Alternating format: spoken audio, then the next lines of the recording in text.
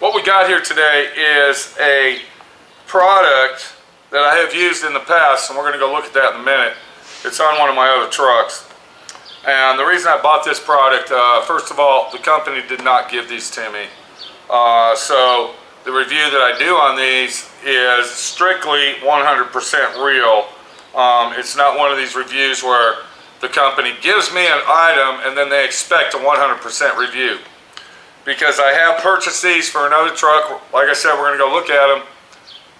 And they worked very well. Now, they do have their drawbacks, and we're going to go over those in a minute. But the kit that we're talking about is a Timbren rear suspension upgrade kit. And what this does, this is a suspension enhancement kit for towing. And it's very simple to install, very easy. Simplicity is the answer to this kit right here. And I'm going to go ahead and read what it says on the box here. It says, easy bolt-on and pop-in installation uses simple hand tool suspension enhancement system. Only engages when vehicle is under load, hauling, or towing, providing added safety and comfort. Okay, I'm going to disagree with that part, and I'm going to show you why. As far as putting it on, very easy to install. And the simplicity, like I said, it's there, and it's easy bolt-on. And it actually works when you are towing a heavy load. Let's take a look at this kit. I'm going to open it up. This kit right here is for a 3/4 ton 2018 Dodge truck or Ram. Welcome to D.I.Y. Automotive School with my friend Pete and Minnie, the body shop girl. It's everything you need to know about cars and more.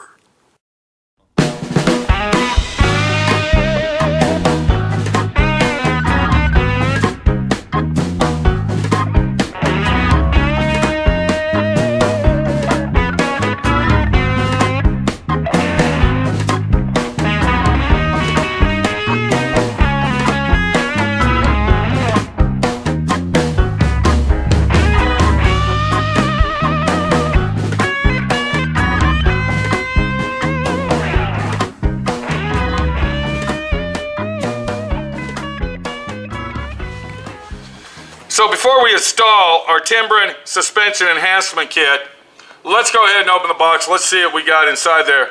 And I will tell you right now, I paid $242 for this. I believe I paid the same amount of money for my half-ton. So this is not a cheap system, but it is cheaper than an air ride system. So I'm going to open the box up. And in this kit, what we got our two Timbren suspension enhancements, which they kind of look like airbags. They're shaped like airbags, but they're solid, heavy-duty rubber. And then you get your bracket, and I guess this would be a donut space, so we're going to look at the directions in a minute. So this would go on here like that, and then this would go right here like that. Of course, you get two of everything. And one more thing, look what they got here. This is the front left, okay? And then, of course, the right one doesn't have anything at all on it. That's very nice to know. There's our other disc.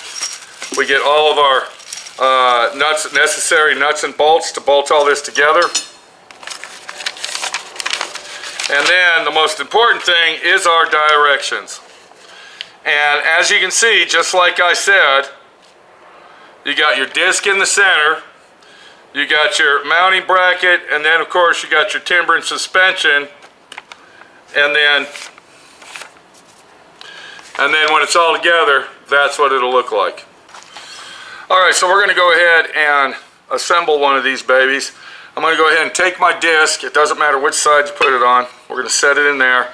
Then we will take our suspension cushion, I guess you would call that, and we'd stick that right there. And then what I'm going to do is I'm going to take a socket with an extension. I'm going to put my bolt inside that. And then I will tape the bolt, just like you see me doing here, to my socket. And what that's going to do, that's going to hold it on there. And then I will start this down in here. And it looks like I got the wrong one. Looks like it's going to be this dog right here, okay? Now another thing I need to check is, I need to check my ride height as I'm sitting, because this might be if you have a lift kit on your vehicle, whereas this one would be for your standard height, which I have. Alright, if we look right here, you can see there's a note right below the direction that says rubber washer number 2 and bolt number 5 may be used to adjust the desired ride height when removing OEM fasteners. Use penetrating oil. Okay, fluid. Alright, so what's that saying is, if you got a lift kit on your car, yes, go ahead and use your spacer. If you're running stock ride height, no. So we will be leaving that out. We're only going to put on our suspension enhancement bumper only. And then let me rig up my bolt one more time. I'm sorry this is taking so long. I'm just trying to get it done right and make sure that it's the perfect situation, because I don't want this thing falling off down the road. So we're going to go ahead and stick this in here, and then I will screw that on there just like that. And then what I got is an impact. I'm going to go ahead and impact that on there.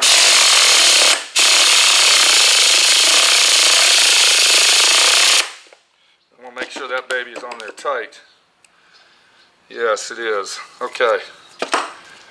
And then that is going to be our suspension enhancement that we will add to our truck when we are towing heavy loads.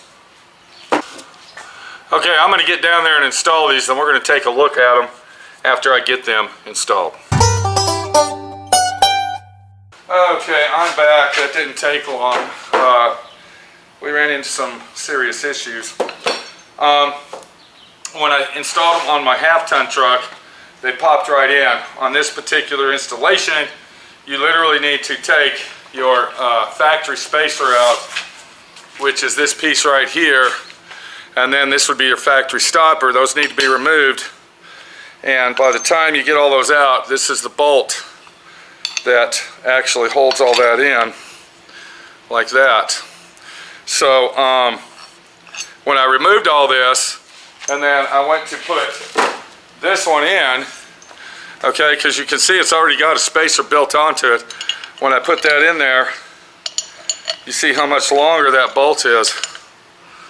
Alright, that's not going to work. So what I'm going to have to do is I'll have to wait till tomorrow, go over to the nut and bolt store. I'll have to buy some nut and bolts to install these, which I think they should have supplied those. I don't think that we should have had to do that when it specifically says in the directions right here, or should I say it right here? Where does it say that?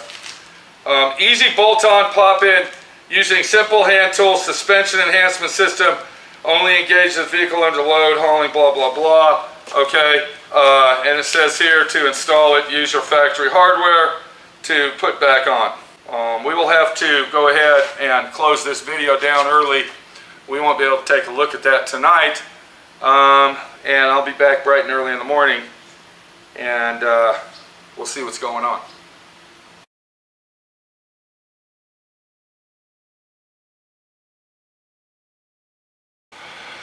Well, I just got done talking to the factory. It's basically still the same day, and I have just been notified that these will not work on a Power Wagon, and they are made strictly for 3/4 ton standard duty trucks. They're not made for 4x4 big heavy duty Power Wagons such as mine right here. So now you know that these will not work on your Dodge Ram 3500, I'm sorry, 2500 Power Wagon. So if you want these, forget it. It ain't gonna work. It's a done deal, and I'm not too happy. I had to go all the way to Summit Racing to get these fucking things. It was an 1.5-hour drive over there in Arlington, Texas. I had to wait in fucking line for an hour to get them, okay? because there was 38 people in line and 2 people working the fucking cashiers where you order the shit. We had to wear masks in there, okay? Fuck the mask, okay? That's what I'm saying. And then I had to wait another 45 minutes for them to bring these out for $250, and then this shit happens. No, I ain't happy, okay? I'm not happy with this shit, and you can take it and stick it in your ass, because they need to literally put something somewhere in writing that says these will not work on a power wagon, bitch. I told you I was going to tell you what the situation was on the half-ton.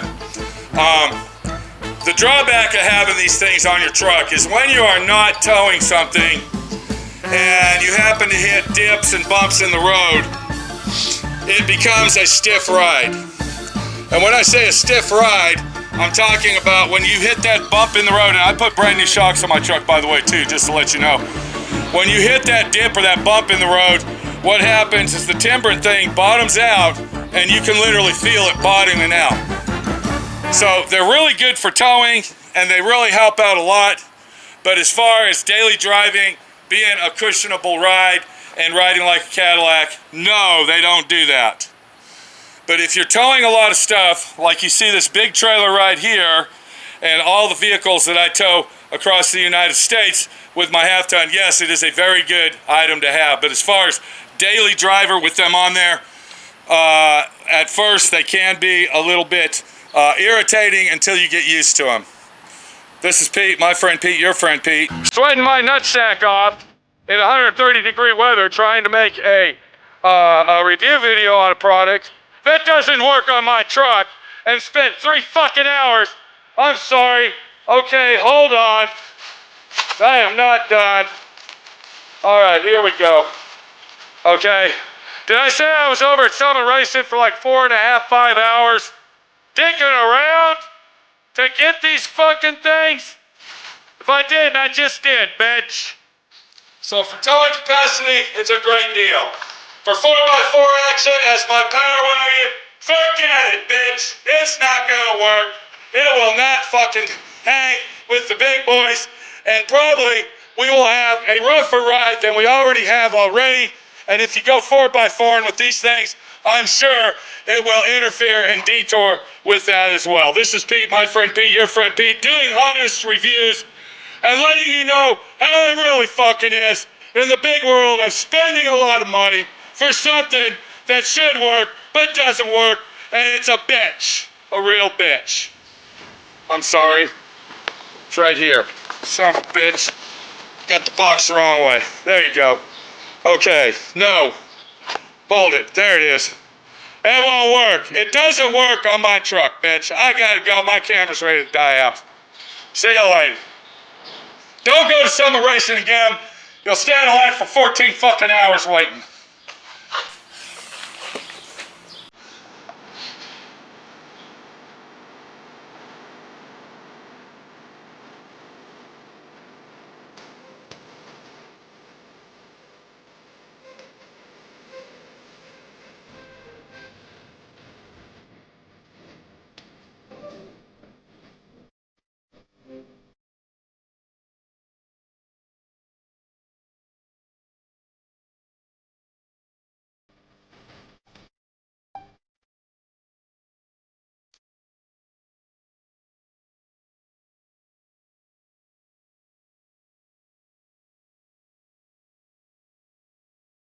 Thanks for watching D.I.Y. Automotive School. Classes don't stop till you know everything.